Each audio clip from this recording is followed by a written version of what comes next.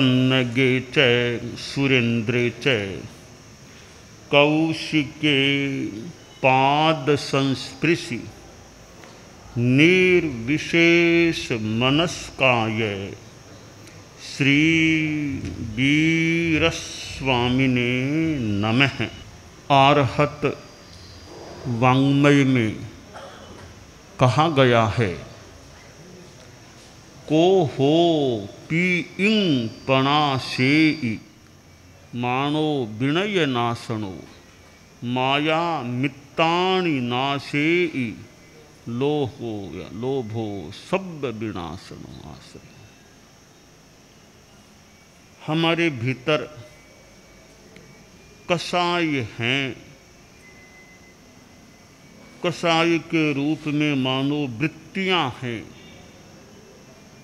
हर जीव में कसाय हो जरूरी नहीं है। 8 आत्मा बताई गई हैं। 25 बोल का 15वां बोल आत्मा 8। 8 आत्माओं में एक तो द्रव्य आत्मा है। वह द्रव्य आत्मा तो हर प्राणी में, सिद्धों में, सब में है ही। जीव है तो द्रव्य आत्मा तो है ही। कोई इसमें विकल्प नहीं है कि किसी जीव में द्रव्य आत्मा है और किसी में नहीं है। कोई विकल्प नहीं, निर्विकल्प एकांत रूप में, चाहे सिद्ध भगवान हो चाहे संसारी जीव हो, द्रव्य आत्मा तो होती ही होती है। दूसरी बात, 8 आत्माओं में एक आत्मा है उपयोग आत्मा। ज्ञानोपयोग, दर्शनोपयोग, चाहे अज्ञान, उपयोग आत्मा भी हर जीव में होती है। यानी द्रव्य आत्मा और उपयोग आत्मा, इन दोनों का साहचर्य है। अनंत काल से ये दोनों साथ हैं और आगे भी हर जीव में रहेंगी। इधर दर्शन आत्मा है तो दर्शन आत्मा भी हर जीव में, सिद्ध हो या संसारी, दर्शन आत्मा भी हर जीव में रहती है, ऐसा प्रतीत होता है। ये 3 आत्माएं, द्रव्य आत्मा, उपयोग आत्मा और दर्शन आत्मा, ये 3 आत्माएं तो हर जीव में उपलब्ध होती हैं। चाहे सिद्ध भगवान के जीव हों या संसारी स्थावर हो या त्रस्त, केवल ज्ञानी हो या छद्मस्त, सब जीवों में ये 3 आत्माएं तो उपलब्ध होती ही हैं, ऐसी प्रतीति है। 8 आत्माओं में बाकी 5 आत्माएं हैं। कसाय आत्मा सब जीवों में नहीं होती। जो भी बीतराग बन गए हैं मनुष्य, उनमें कसाय आत्मा नहीं। सिद्ध भगवान हैं, उनमें केवल ज्ञानी जितने भी हैं मनुष्य, उन सब में कसाय आत्मा नहीं होती, क्योंकि 10वें गुणस्थान के बाद कसाय आत्मा नहीं है। 11वें गुणस्थान में भी उस समय तो कसाय आत्मा प्रकट रूप में नहीं होती। तो कसाय आत्मा सब जीवों में नहीं हो सकती। बहुत जीवों में है भी तो कितने जीवों में नहीं भी है। योग आत्मा है, वे भी सब में नहीं है। 14वां गुणस्थान आ गया, अयोगी केवली गुणस्थान, तो वहाँ योग आत्मा नहीं है। 13 गुणस्थान तक, 13वें गुणस्थान तक योग आत्मा है। उसके बाद न सिद्धों में योग आत्मा है और न 14वें गुणस्थान में योग आत्मा होती है। ज्ञान आत्मा है, वह सम्यक दृष्टि जीवों में है। मिथ्यात्वी जीवों में यानी अनंत अनंत जीवों में ज्ञान आत्मा नहीं होती। चारित्र आत्मा है, वह तो साधुओं में होती है। छठे गुणस्थान से लेकर 14वें गुणस्थान तक चारित्र आत्मा है। बाकी न तो सिद्धों में चारित्र आत्मा होती है और न ये थावर जीवों में, द्विंद्रिय में, त्रिंद्रिय में, चतुरिंद्रिय में, इनमें कोई चारित्र आत्मा नहीं होती है। तो साधुओं में ही चारित्र आत्मा होती है। वीर्य आत्मा है। वीर्य आत्मा भी सिद्धों में नहीं होती है, संसारी जीवों में ही वीर्य आत्मा होती है। तो इसका मतलब हुआ 8 आत्माओं में द्रव्य आत्मा, उपयोग आत्मा और दर्शन आत्मा, ये 3 आत्माएं तो हर जीव में उपलब्ध होती हैं आश्रय। चाहे सिद्ध हो, संसारी हो, साधु हो, असाधु हो, केवल ज्ञानी हो, सद्मस्त हो, बीतराग हो, सराग हो, कोई भी प्रकार का जीव हो, द्रव्य आत्मा, उपयोग आत्मा और दर्शन आत्मा, ये 3 आत्मा तो सब जीवों में उपलब्ध होती है आश्रय। बाकी 5 आत्माएं हैं, वो कोई किसी जीव में होती है, कोई किसी में होती है, सब में होनी आवश्यक नहीं। वे 5 हो गई। कषाय आत्मा, योग आत्मा, ज्ञान आत्मा, चारित्र आत्मा और वीर्य आत्मा। ये 5 सब जीवों में नहीं होती, कईयों में होती है, कईयों में नहीं भी होती है। तो 8 आत्माओं में 3 आत्माएं तो सर्वत्र हर जीव में उपलब्ध होने वाली आश्रय। बाकी 5 आत्माएं वैकल्पिक है, कोई किसी में है, कोई किसी में नहीं है। सिद्ध भगवान होते हैं तो सिद्धों में 8 आत्माओं में से 4 आत्माएं पाती हैं।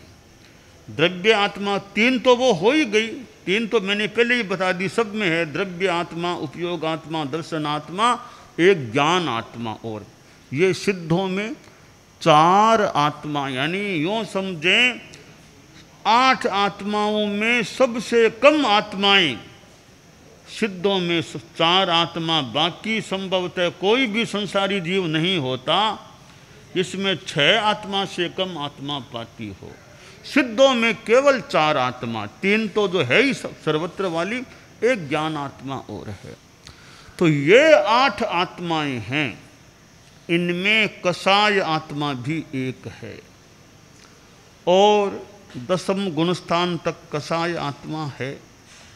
तो कषाय 4 होते हैं, कोह, मान, माया, लोभ। ये गुस्सा, अहंकार, माया, लोभ, जो क्रोध है, मान है, माया, लोभ, ये 4 कषाय हैं।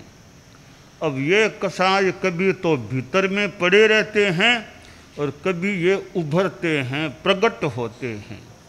कभी मानो सुषुप्त अवस्था में रहते हैं और कभी जागृत अवस्था में हो जाते हैं। गुस्सा वैसे हमारे भीतर है, कषाय है, तो हर क्षण तो हम गुस्सा करते नहीं हैं। कभी कभी मान लो गुस्सा आता है तो कभी प्रकट रूप में उभर जाता है, बाकी शांत अवस्था, सुषुप्त अवस्था में कषाय रहता है, ऐसा लगता है। तो गुस्सा भी कषाय है। और इंसान को, सबको तो गुस्सा नहीं आता है, पर सामान्य आदमी को गुस्सा भी आ सकता है। और कईयों को गुस्सा अल्प मात्रा में आता है और कईयों को तीव्र मात्रा में और ज़्यादा मात्रा में भी आ सकता है। गुस्सा तीव्र हो सकता है, मंद भी हो सकता है, मध्य स्तर का भी हो सकता है। हो तो हमारा प्रयास यह हो, जितना संभव हो सके हम गुस्से से बचने का प्रयास करें। कोपः शत्रुर मनुष्याणाम, शत्रुत्याज्य है। क्रोध है, कोप है, गुस्सा है, वह आदमियों का, मनुष्यों का दुश्मन होता है। आदमी को जब वो कोई मोह कर्म का ऐसा उदय, कोई विपाक कोई होता है, बहुत तेज गुस्से में आदमी चला जाता है, फिर कोई हाथ में चीज है तो उसको फेंक देना, प्रहार कर देना, एकदम लाल पीला हो जाना, कुछ भी बोल देना, ऐसी स्थिति बन जाती है। जैसे दूध में उफान आता है, वैसे आदमी में भी गुस्से का मानो उफान आता है। उफान में पानी के छींटे डालने से वो थोड़ा शांत हो जाता है। इसी तरह तीव्र गुस्से में कोई छींटे डालने वाला मिल जाए, कोई शांत करने वाला मिल जाए, तो हो सकता है थोड़ी देर में वो शांत भी जल्दी हो जाए। परंतु गुस्सा एक हमारी दुर्बलता है जो आवेश के रूप में आता है, और आदमी स्वयं भी कई बार खुद के गुस्से से परेशान किए, इतना गुस्सा मुझे आता है, गुस्सा कैसे छूटे। तो स्वयं के गुस्से से आदमी स्वयं भी परेशान बन सकता है, दूसरों को भी वो परेशान करने वाला बन सकता है। कोई दूसरा गुस्सा करे भी, एक संस्कृत का श्लोक है, क्षमा खड्गम करे यस्य दुर्जन है किं करिष्यति अत्रिणे पतितो वह्निः स्वयमेवोपसाम्यति। कि जिस आदमी के पास क्षमा रूपी तलवार है, हाथ में है, क्षमा रूपी खड्ग है, दुर्जन उसका क्या बिगाड़ेगा। तलवार पास में है, फिर सुरक्षा का भरोसा है, दुर्जन भी क्या करेगा। तलवार कौन सी, वो मारने वाली काटने वाली वो तलवार नहीं, क्षमा रूपी तलवार है, क्षमा पास में है। दुर्जन क्या बिगाड़ेगा, कैसे।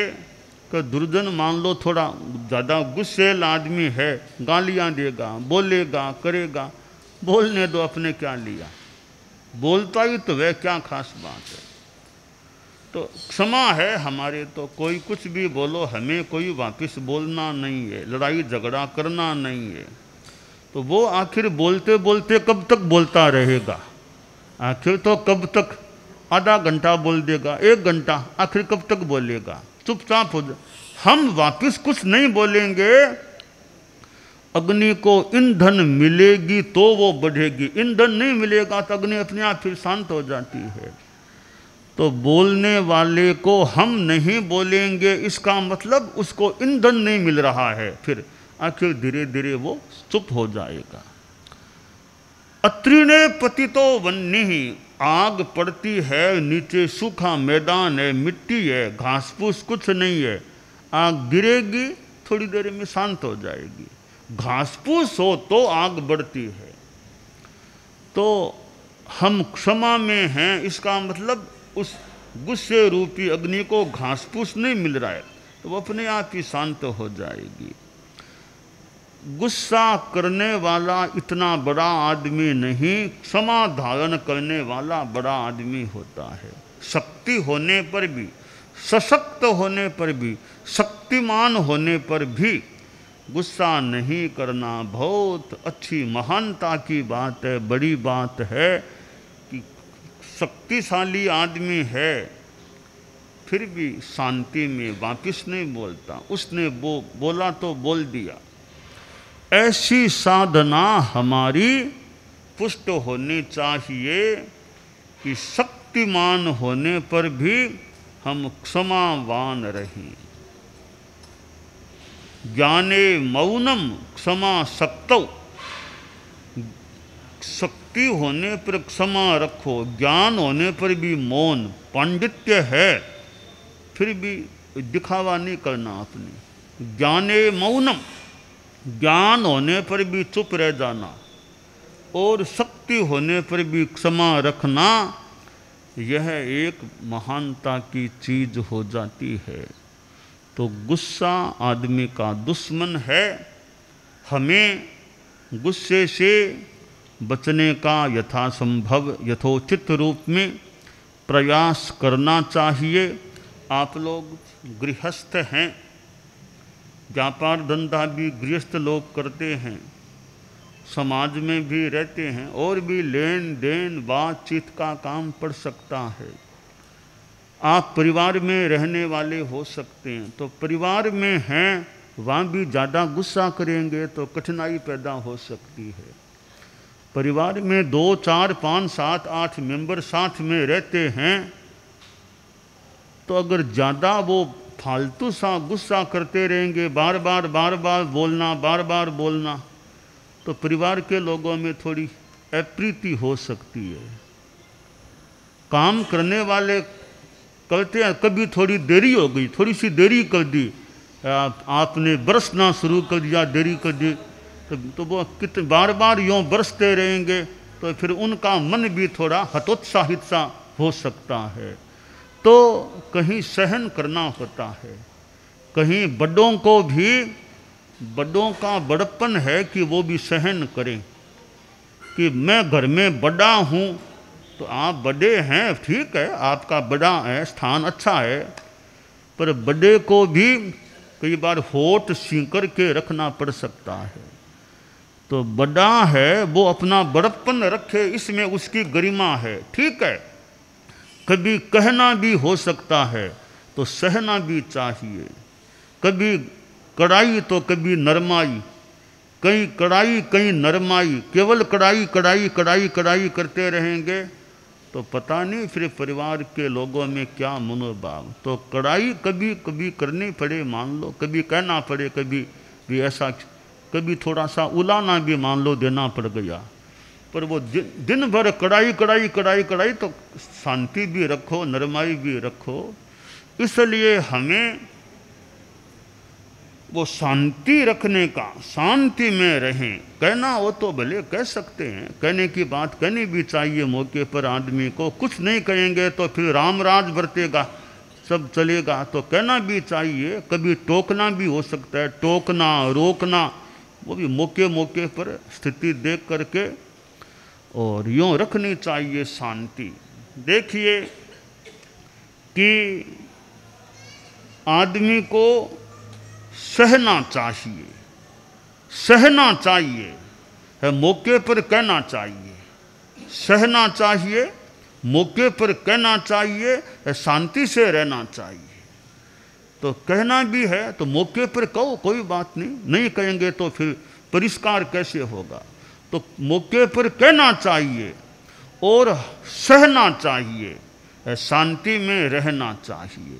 यह परिवार का एक सूत्र है, 3 सूत्र हैं एक व्यावहारिक जीवन में अच्छे परिवार का। जो परिवार के मुखिया लोग होते हैं, ससुर है, पिता है, कि दादा है, कि छोटों को मान लो तो ठीक है कि पहली बात मान लो सहना चाहिए, दूसरी बात मौके पर कहना चाहिए, तीसरी बात शांति से रहना चाहिए। रहो शांति में। वृद्धावस्था आ गई, अब तो और ज़्यादा ही शांति रखें। भी 80 आ गए, 82 आ गए हैं, अभी परिवार को मौके पर सलाह कुछ कहना, शिक्षा देना मान लो हो जाए। तो बाकी भाई अब बेटा है, फिर उसके बेटे हैं, तो मैंने तो अपना मौके पर कहना कह दिया, बाकी अपना धर्म ध्यान जितना उसमें भी टाइम लगाऊं। अब बाकी क्या करना क्या नहीं करना का भी वो जाने। अब उनको कहे, जैसे मान लो कि परदादा बन गया, दादा बन गया, मान लो आखिर आदमी दादा भी कभी परदादा भी बन जाता है। अब भी छोटी मोटी बातें उनको वो जाने। अब मैं तो कोई विशेष बात हो तो बता दूं, बाकी अब वो जाने। इतने बरस काम देख लिया, कोई सलाह देनी हो तो मान लो देनी पड़ सकती है। बाकी हर काम में बीच में तो फिर उनके भी डिस्टर्बेंस कहीं हो सकता है। तो कहना चाहिए, सहना चाहिए, मौके पर कहना चाहिए, शांति से रहना चाहिए। जब कहने के दिन हैं तो भी शांति रखें। पिता है, बेटे हैं और उनको संभालना है, कभी कहना भी चाहिए मान लो, पर साथ में सहना भी चाहिए, शांति में रहना चाहिए। अशांति नहीं करनी चाहिए, परिवार में कोलाहल कलह है वो नहीं होना चाहिए। तो कोप है शत्रुर मनुष्याणाम, कोप है, गुस्सा है, यह है मनुष्यों का शत्रु है। तो परिवार में भी शांति रखें। व्यापार में आप लोग दुकान में, ऑफिस में वहाँ हैं, तो वहाँ भी नौकर चाकर और मैनेजर काम करने वाले हैं, तो कहने की बात तो मान लो कहनी होती है कभी, पर वहाँ भी शांति रखें। शांति, जो बात शांति से बोल सकते हैं उसमें गुस्से में क्यों बोले? शांति से कहने से काम हो सकता है, तो गुस्सा क्यों, क्या गुस्सा क्यों करें? फिर हम शांति में रहो, कोई बात शांति से कह दो। ज़्यादा कोई टाइम मान लो तेजी में बोल दिया, बाकी आदमी जितना शांति में रहे। तो परिवार में, एक व्यापार में, एक समाज की मीटिंग हो, अपनी शांति से कहने की बात शांति से। तो ये गुस्सा हमारे लिए शत्रु है। हम गुस्से से बचने का यथोचित यथासंभव प्रयास रखें, यह काम्य है। दानान शठम अभयपयाणम सच्चे सुया अणवज्जं वयन्ति तवे सुया उत्तम बंभचेरम लोगुत्तमे समणेणाय पुत्ते।